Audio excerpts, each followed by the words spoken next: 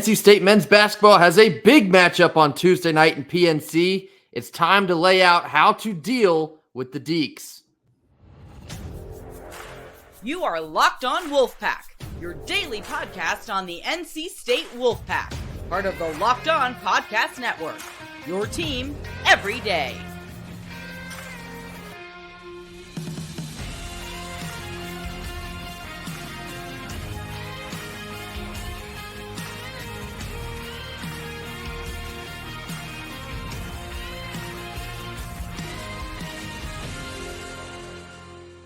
What's up, Wolfpack Nation? It's time to get locked in with Locked On. Thanks for making Locked On Wolfpack your first listen each and every day. We are free and available wherever you get your podcast and on YouTube, part of the Locked On Podcast Network, your team every day. Today's episode is brought to you by FanDuel. Make every moment more. Right now, new customers can get $150 back in bonus bets guaranteed when you place just a $5 bet. Visit FanDuel.com/lockedon to get started. Happy Tuesday to all. As always, I'm Grayson Boone, joined by former Wolfpack defensive tackle Kenton Gibbs. We have a big-time matchup in PNC Arena tonight, 7 p.m. NC State takes on the Wake Forest Demon Deacons. NC State's actually favored by 1.5 this evening. Wake Forest enters with the exact same record as we have, 12-4 with a 4-1 record in the ACC. I went through their schedule they've played up to this point. Notable wins, respectfully, I wouldn't say really any of them so far. However, they have beaten Miami, and they have smoked both Virginia and Virginia Tech. Notable losses, they have 3 early losses to Georgia, Utah, and LSU. Now, all 3 of those losses, the jury is still out on what those might look like in March. Something to keep in mind here, all 3 of these losses came without their 7-foot center, Efton Reed, as he became eligible the same time that Cam Woods did in early December. So since that point, Wake Forest has been playing really good basketball. They're actually 8-1 since Reed became eligible. But Kenton, what are some of the things that have jumped off the page for you in talking about Wake Forest basketball? Yeah, so when you look at Wake Forest basketball, you look at a team that, objectively, Efton Reed makes them a very different team. Yes. You talk about who he is as a player, and the reality is it cannot be understated the type of defender he is, right? Because we talk about all the time, well, how good of a defender is somebody, and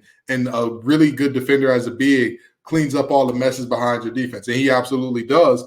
But I think the biggest problem he presents is, you and I have talked about it ad nauseum on the show, DJ Burns struggles against length. He does. He honestly and truly does. And so, this feels like this may have to be a Mo Diarra, Ben Middlebrooks type of game. This feels like it has to be a game where it's predicated on the driving kick. It's predicated on, hey, somebody has to get those blow-bys and make a good decision at the rim and maybe get them in a little bit of foul trouble. Because, objectively, if you take that thing up soft against them, we saw what he did against UVA. 5 blocks, 5. One of them pinned up against the backboard. For Christ's sake, the young man could absolutely get it done. So when you look at this team, and you talk about what they are, this is a team that obviously their scores are established, right? Yeah. You talk about Hilbreth and what he does. He's established. He's been there for a while. You know what you're going to get out of him offensively. They're doing all of this without Monsanto, which I believe he'll be back the second time we play. But this is a team that, again, Reed changes the dynamic for them defensively, and offensively, they've been good all year. Every game that they've lost has been a close game. It's been a game that came down to the wire. They're a team that's accustomed to, kind of slugging it out. However, they have shown their guards, especially, a propensity to some very bad decision-making in those tough moments down the stretch. Offensively, they've been a little bit of a 3-headed monster, and all 3 of them are guards. They have Hunter Salas, which is the Gonzaga transfer. He's their leading scorer. Averages about 18 a game on 48% shooting, 38% from the perimeter. So that's something to keep an eye on. They have Kevin Miller, who's a transfer from Central Michigan. He averages just a little bit under Salas at 17.6 points per game on 49% shooting and also 38% from the perimeter. Of course, you mentioned Cam Hildreth. We saw him in abundance last year. He averages about 16.3 points per game, 42%, almost 43% from the perimeter. So this will be a key here in the next segment, but it's going to be super important to limit the three-point baskets from Wake Forest. They have a dynamic offensive attack here, and they can absolutely light it up if you allow them the opportunity to do so. So guard play on both sides of the ball is going to be super important in this game. And you mentioned Efton Reed down low. DJ Burns has struggled at several points with superior length to his own. And, of course, was not on Wake Forest's team last year when DJ Burns, frankly, owned Wake Forest down low. So maybe we'd be a little bit naive to assume that DJ Burns can repeat his production that he had against Wake last year. You also have to figure that there's no way that head coach Steve Forbes is going to let DJ Burns cook up on him at least once again. I believe DJ had combined 52 points on Wake Forest, seeing them twice last year. You'd be a fool to think that Forbes is going to let that happen again. So we're going to have our work cut out for us. Wake Forest is playing really good basketball right now. They're heating up at a very crucial part of the year. And so this is a big-time matchup, not just an in-state rival here, but Wake Forest, like I said, they got the same record that we got in the ACC. They're tied for second place. They're fighting to stay above that punching line as well. So it's going to be who wants it more in PNC on Tuesday night. This Wake Forest team, I know that I say all the time that NC State needs to run and needs to push. But I say that because you have a lot of guards. You don't have a ton of length. And even your bigs, they have very athletic bigs. Like outside of DJ Burns, your bigs are generally thought of as guys who are in good shape that can get things done in that way. Because if you're going a slow half-court game where you let Wake Forest get their defense set up and whatnot, they're one of the leaders in the conference in blocks per game. Yeah. And that was before Efton Reed even came back. They're a team that's going to make it difficult on you at the rim when you let them set up. The teams that have had success against them have done so because they were really good in the break.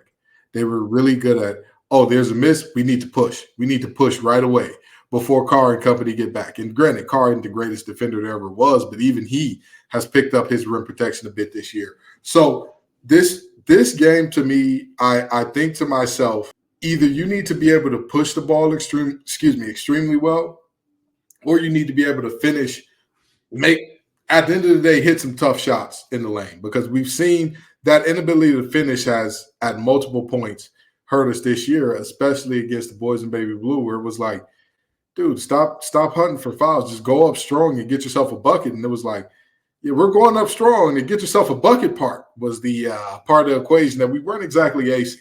So, this is going to be important in this one. A couple other things that Wake really excels at on the offensive end. They're fourth in the ACC in overall field goal percentage, second in the ACC in team three-point percentage. They're first in free throw percentage. So as I mentioned, they're a dynamic offensive team. It's going to be a horse race. And if NC State has the shooting struggles like we've seen, over the past 3 or 4 games, I don't know if we have the horses in the stable to keep up with Wake Forest offense. So it's going to be imperative that we force havoc on the defensive end. Of course, we'll talk more about this in just a second. But this game very well could turn into a bit of a shootout Tuesday night in PNC. Yeah, 1,000%. If it does turn into a shootout, Casey, please find your shooting stroke back. Please. Now's the time. If there's ever a moment where all can be forgiven, I know that a lot of people don't think that this Wake Forest game is as big as it actually is in reality. It's a great time to find it back.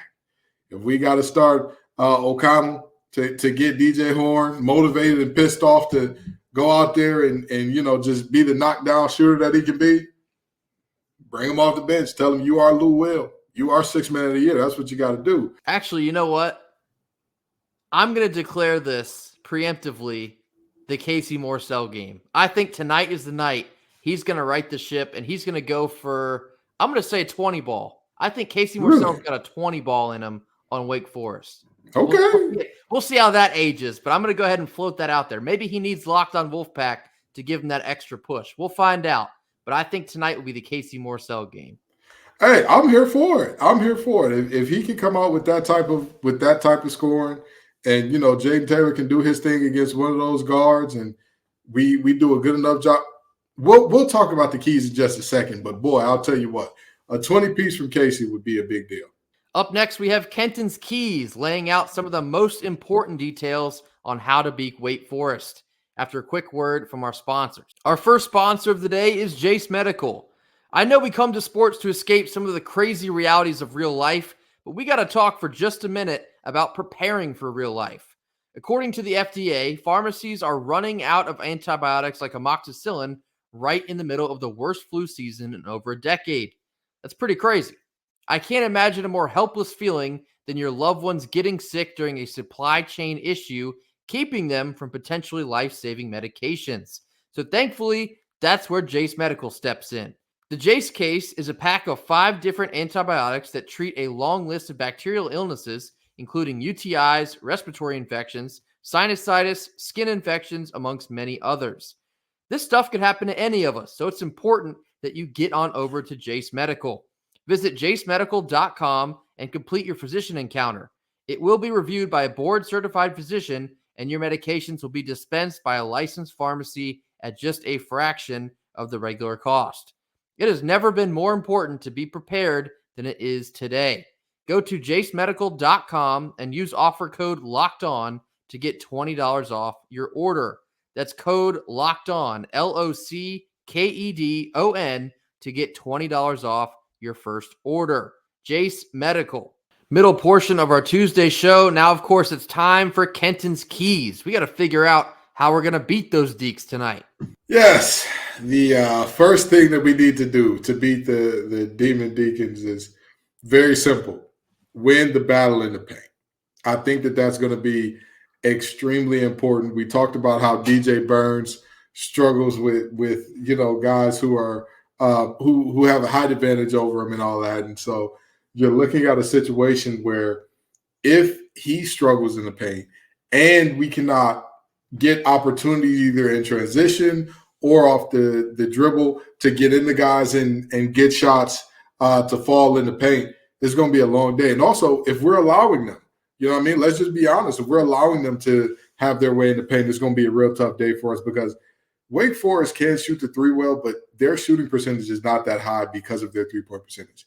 They take good shots. They're always finding cutters. This is a team that if you fall asleep at the wheel, you'll look up and say, wait a minute, are they beating us by 15, 20 points in the paint? So absolutely winning the battle of the points of points in the paint is imperative. Number 2, force Wake into 10-plus turnovers. That has been their Achilles heel a bit this year in terms of if you look at all of their losses, you're looking at a situation where they've turned the ball over a decent amount in those losses. And that's just – I talked about their guards' propensity to down the stretch kind of have those moments where you're just like, what are you doing? What were you thinking in that moment? Against Georgia, they nearly doubled the amount of turnovers that Georgia had early in the season. Against Utah, very similar scene to where, again, although they turned over throughout the game, late, it was just those 1 or 2 plays that left you kind of scratch your head saying, wait, what is that pass? What are you doing there, Hildred, that ultimately ended up costing them? So you're looking for, again, forcing them into turnovers. If you get 10-plus, you put yourself in a really good position, especially if they're live ball turnovers that can get you those easy buckets on the other end. And, the reality is if you're forcing them into turnovers, that means you're putting good pressure on the ball. That's what that means. You're forcing them into bad decisions. And defensively, that intensity of getting up in the guys and making it tough on them going to be important here. Last, generate 25 or more points from our bench. I talk a lot about how the depth of this team is what makes them so special. The depth of this team, the fact that you have so many guys who can get it done, the fact that even though we haven't quite 100% figured out what the best rotation is, we've successfully tried out multiple different rotations. We need our bench to show up well because in those moments where Reed is out of the game, in those moments where, Carr's your only rim protector, we saw how DJ Burns absolutely feasted. That man said barbecue chicken alert when he saw him down there. He said, "Hey, you're looking like the most tender falling off the bone turkey leg, Hutman, where they pick it up by the bone and just everything just drops off." And the reality is, we need the ability of our second unit to generate some offense when our starters go out of the game. And then last one here, I actually added on to a fourth point. You got to run them off the three-point line. And this actually is embedded in all three of these other points. Winning the battle in the paint, not just scoring down low for NC State, but rebounding. Because if you allow second chance rebounds to Wake Forest, that's is really where they're going to get open on the three-point line. They will demolish you if you give them third, fourth, fifth chances to knock down a three-pointer. That will be detrimental to everything we try and do on Tuesday night. And plus, the defenders are left scrambling after offensive rebounds. And, if you're not glued to your guy. You got to win the battle in the paint offensively and defensively to give yourself a good shot to win this one. And again, forcing Wake into 10 turnovers, not only is it forcing a good amount of turnovers important in every single game, but the caveat here, we got to be efficient in our own turnover margin as well. Turn the ball over 15 times at Louisville. If you have that same effort against Wake Forest, I don't know if they're going to give you a chance to crawl back into it. Yeah, because they're going to fire from three. Again, the more chances you give them with turnovers or bad shots or not being able to rebound, they're going to drill threes and they're going to bury you quick. So you got to force them into turnovers and then make it count on the other end. And then the third point that's relevant here, generating points from your bench. This is a perfect opportunity where your depth can really make a difference in this game. Wake Forest is not incredibly deep at all. And NC State can be when all things click together. Again, we're still kind of waiting on rubber to really hit the road here with the roster we have. But this is a game where if DJ Burns struggles, you can throw in Diarra. You can throw in Middlebrooks. Hopefully you can throw in a very physical MJ Rice, and you can make a real difference for yourself down low in the paint. You have to use your depth to your absolute advantage here. You got to get fresh legs to keep Wake Forest off the three-point line especially. So this is a big-time game for our guard play. Cam Woods, Jaden Taylor, Casey Morsell, DJ Horn. A lot of this game is more likely going to come down to their play in this one. I mean, down low, of course, that's going to be a factor as well. But in my mind, the guard play is what is really going to set apart who wins and who loses this one. And you have got to keep Wake from absolutely destroying you on the perimeter. Yeah, they average, I think it's like 8.6 or 8.7 made three-pointers a game. So I'd say 8 is okay. I mean, again, that's about what they average. But if you can keep them to preferably less than 8, I think you give yourself a real shot. Because I'm not expecting Wake to really do much in the paint outside of maybe Reed, because he only averages about 8 points a game. Wake Forest is going to try and kill you with the outside shot. If you can limit that to the best of your ability, I think you create a lot of havoc defensively. I like our chances as long as we're consistently hitting shots on the other end. Again, we have the guard play defensively has been about what you would expect from this team. You know, we talk about Jaden Taylor and how special he is defensively. Casey Morsell, another guy, he plays that tough, rugged pit bull defense. And when multiple guys are coming along and playing that style of defense, you're always going to put yourself in a position to win. And like I said, even against Louisville guys were hitting shots that you just don't expect them to hit. And, of course, offensively, we had some bad turnovers down the stretch to kind of let them back in it. But defensively, when we were locked in that game, you know, hey, you live – I tell people all the time, in every sport, regardless of what sport you're playing, there is no perfect defense.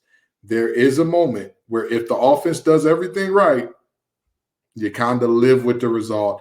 And that's what happened at Louisville, where guys who – all year had struggled from certain spots and they forced them into spots where they're uncomfortable, they hit those shots and you live with that. And Wake Forest is a team that can hit those shots. You might feel like you are clamping them up and they're still getting a decent look and they happen to bury it. It could turn into one of those nights because they have that ability around the three-point line. So it's going to take a complete effort for NC State offensively and defensively, because Wake, like I said, they're playing really good basketball right now. Don't let their schedule fool you per se, because they look a lot better in person than what the numbers or what the schedule might tell you at the current moment. So it's going to be a close matchup. And up next, we're going to give you our final thoughts and predictions after a quick word from our sponsors. Our second sponsor of the day is FanDuel. The NFL wildcard weekend has gone, but the NFL divisional round is coming up next weekend. But before we even get there, we have an insane slate of college basketball this week. So there's still plenty of time to get in on the action. But you got to do it on FanDuel, America's #1 sports book. Right now, new customers can get $150 in bonus bets guaranteed when you place just a $5 bet. That's right, $5 can get you $150 back in bonus bets, win or lose. The app is super easy to use, and there are so many different ways to bet, including live same-game parlays, finding bets within the new Explore tab, and making a parlay in the Parlay Hub, which is the best way to find the most popular parlays. So head on over to FanDuel and use code LOCKEDON to make your first bet a layup. Again, that's FanDuel.com/LockedOn to make your first bet a layup. FanDuel, the official partner of the NFL. Last couple minutes of our Tuesday show, we got to send you on your way with our final thoughts and predictions for this big-time ACC matchup tonight, PNC Arena, 7 p.m. on ACC Network. NC State is actually favored by 1.5 over Wake Forest. Kenton, give me your final thoughts and your final score prediction for tonight's game. Well, Grayson and I talk about a lot of things off air that we don't talk about on there for obvious reasons. Number one, we don't want that call from David Locke. But number two, there are many moments where we have a thought or something where it's like, what's going on here? What's happening here? It's very interesting. And one of them was earlier this year against Virginia when NC State was favored. And I said, what does Vegas know? That, because at that time, Virginia hadn't been taken through the wire as they had been in this previous stretch. And so everybody thought, oh, this is still Tony Bennett's Virginia. And Vegas has NC State favored by 1.5 here when, we talk about Wake Forest not having a particularly impressive win. The same can definitely be said of NC State. With all due respect, nobody is looking at us saying, oh, we've whooped the wheels off of team X, Y, and Z, or we have quad one win, A, B, and C. And yet, we're favored by 1.5. Why is that? Why are we favored by 1.5? I'm going to trust Vegas, and I'm going to say NC State barely covers 76-74. When you compare these two teams, there's a lot of things that Wake Forest does much better than NC State does. There's a couple things that NC State does better than Wake Forest does. If you want to look at the two schedules, I think NC State has played a much harder schedule. Our 4 losses are to all 4 ranked teams. Wake Forest has had some close losses to some teams that we don't know quite yet what they are, but they haven't really had some quality wins. They have blown out UVA just like we did. They put the beats down on Virginia Tech too, who we're also going to have to see at the end of this week. So it's interesting trying to figure out what to really make of Wake Forest. But like I mentioned, I've been watching them lately. They're playing really good basketball. They can score at a high clip. They can shoot outside. They have the tendency to get physical down low. I think NC State can be much more physical than they can. This is going to be a tough game for NC State. There's a couple mismatches at the guard position that favor Wake Forest. I think we're probably more favorable down low, depending on what kind of play you get from DJ Burns, depending on what kind of play you get from NC State. I've already, called my shot. I think this is going to be the Casey Morsell game. I, too, am going to trust Vegas here. I'm going to take NC State by a score of 73-70. 73-70, 3-point win for the Wolfpack on Tuesday night. Well, I'll tell you this much. We talk about the fact that Grace and I are superstitious all the time, but we may never do another Ken's Keys for basketball if we find ourselves 0-2 when we do the keys. And I know we didn't review the keys last time, but we definitely will after this game. Scout's honor. I wasn't a scout, but I'm guessing that means something. So Scout's honor, we're definitely gonna review the keys after this one. We've spoken some things into existence. We've spoken some things out of existence. I'm going to do my very best to speak Casey Morsell's success into existence tonight. Casey Morsell's going for 20+. Book it. This will be the Casey Morsell game. I'm calling it now.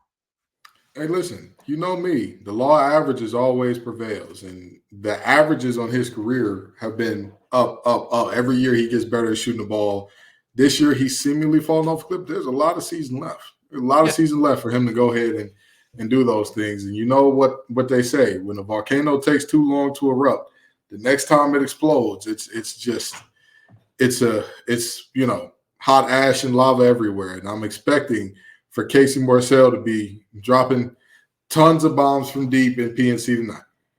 Take shelter. He's going off tonight. We'll see how that fares. As always, thank y'all so much for joining us. Be sure to hit that like button. Drop your comments in the comment box. Tell us what you think about this matchup tonight against Wake Forest in PNC. Tell us your final score predictions. Tell us maybe who you think will be the X factor for NC State. Any thoughts you got, throw them in the comment box. Mash that subscribe button on your way out the door if you have not already. If you already have, tell a friend to hit that subscribe button as we continue our climb toward relevancy. As always, we will see you all tomorrow. Until then, go Pack. Go Pack.